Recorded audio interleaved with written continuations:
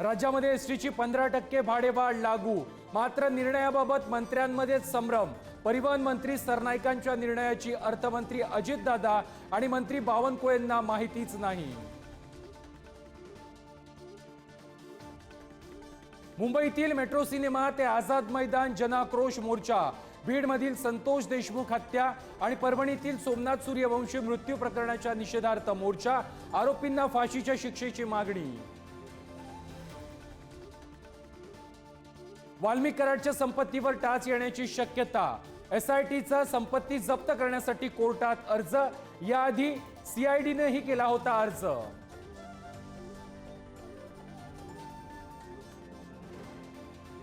बीडमधील 2023 सालच्या महादेव मुंडे हत्या प्रकरणाचा तपास परळी पोलिसांकडून काढला।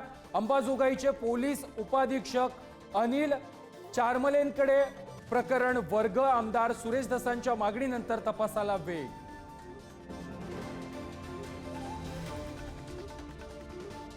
मुंबई दहशतवादी हल्ल्याचा मास्टरमाइंड तहूर राणाच्या भारतातील प्रत्यार्पणाचा मार्ग मोकळा, अमेरिकन उच्च न्यायालयाची मिळाली परवानगी।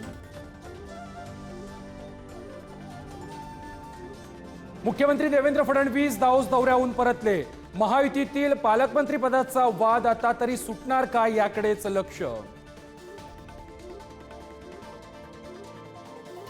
उपमुख्यमंत्री एकनाथ शिंदेंचा राज्यभर आभार दौरा, कोल्हापुरात अंबाबाईच्या दर्शनानं सुरुवात, तर जालन्यामध्ये शेतकरी आणि उद्योजकांशी साधणार संवाद।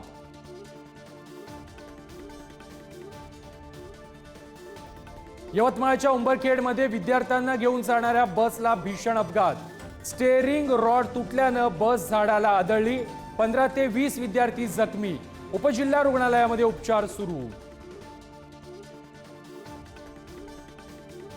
प्रजासत्ताक दिनानिमित्त दिल्लीतील कर्तव्य पथावरती 6 स्तरीय कडेकोट सुरक्षा, कार्यक्रमासाठी येणाऱ्या नागरिकांची कसून चौकशी, सीसीटीव्ही कॅमेऱ्याचीही करडी नजर, 2 दिवस इंडिया गेट पर्यटकांसाठी बंद। साताऱ्यातील वाईमध्ये भरधाव कारनं 5 जणांना उडवलं, एकाचा जागीच मृत्यू, 3.5 वर्षाच्या मुलासह अन्य 4 जण गंभीर जखमी।